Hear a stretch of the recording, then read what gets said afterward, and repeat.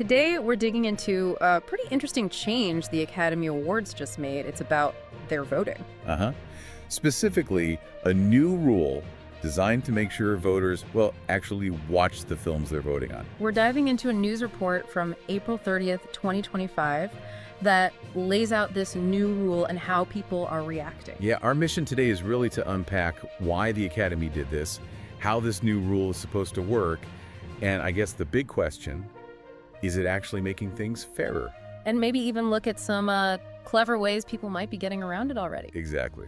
Always happens, doesn't it? Okay, let's get into it. This new rule, it's already got a nickname. People are calling it the Brutalist Rule. Right, and there's a story there. It connects back to Brady Corbett's film, The Brutalist. Stars Adrian Brody. It's famously long, 215 minutes. Right. Yeah, and apparently it won some awards, but then word got out that, well, maybe not all the voters had actually sat through the whole thing. Ah, okay. So you can see how that might raise some eyebrows and lead to a new rule. Precisely. It seems like a direct reaction. So this Brutalist Rule, fundamentally, it means voters now have to watch every nominated film in a category Before they vote. before they vote. Yeah. And not only that, they need to fill out a SHORM. They have to note down when and where they watched each film. Okay, so adding a layer of accountability, the intention being, more fairness, more integrity in the vote. That's the stated goal, yeah. To try and make sure votes are based on the work itself, not just, say, buzz or who campaigned hardest. And it's not just trusting people to do it, right? You mentioned tech is involved. Yes, there's a tech angle. The Academy Screening Room platform.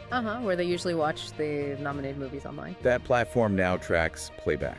It logs whether a movie file was played from the beginning right through to the end. So it locks completion time? That seems to be the key enforcement mechanism, yes.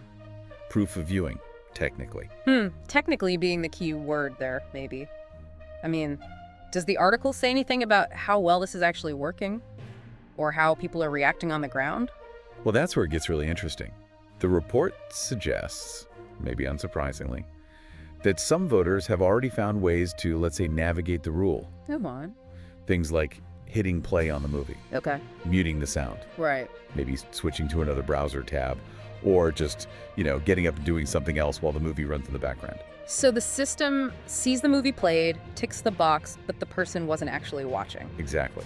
The tech measures runtime completion, not actual human attention or engagement. That completely sidesteps the whole point, doesn't it? And are people admitting this? Some are, apparently. The article mentions voters still saying, quite openly, that things like personal connections or who ran the best campaign still sway their vote.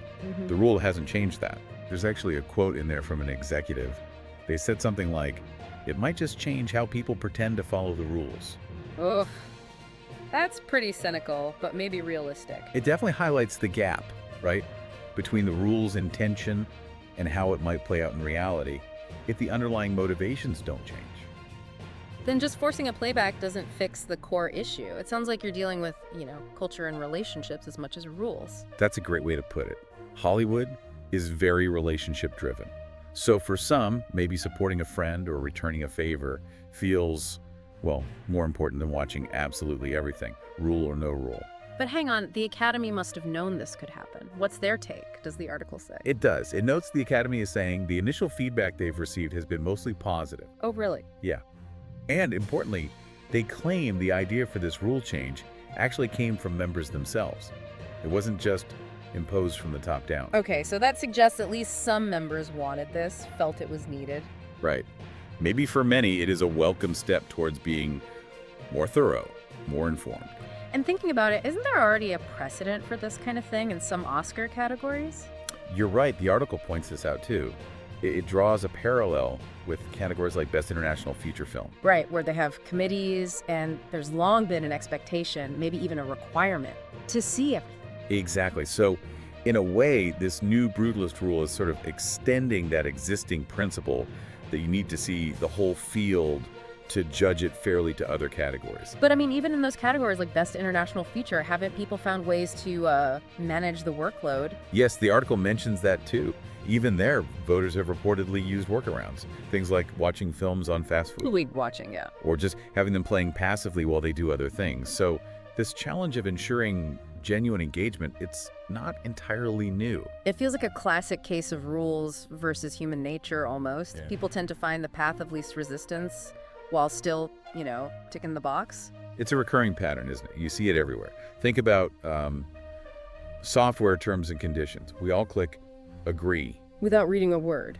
Right. Technically, we followed the rule, but did we engage with the substance? Probably not. It seems like a similar dynamic might be at play here. So it really boils down to this question then. Is this new rule actually going to disrupt the old Oscar playbook?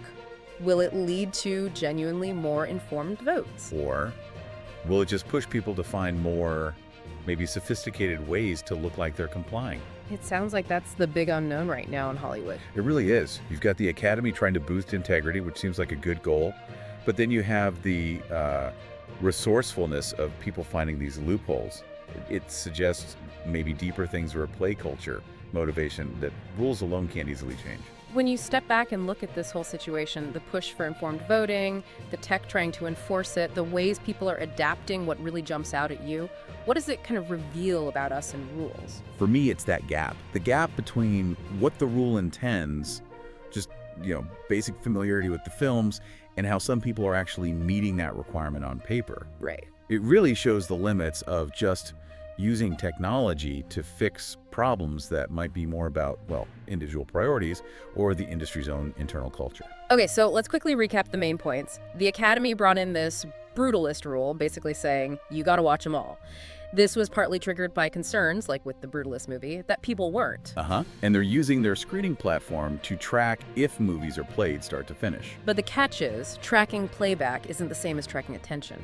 And early signs suggest some voters are, let's say, creatively complying, muting, walking away, that sort of thing. So the core tension is clear.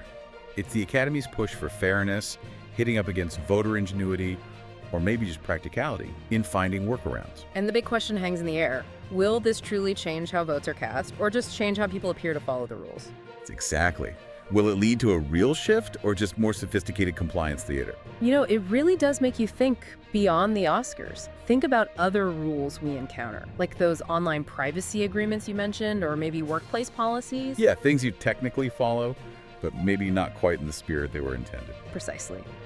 What does this whole Oscar situation, this dance between rules and behavior, tell us about accountability?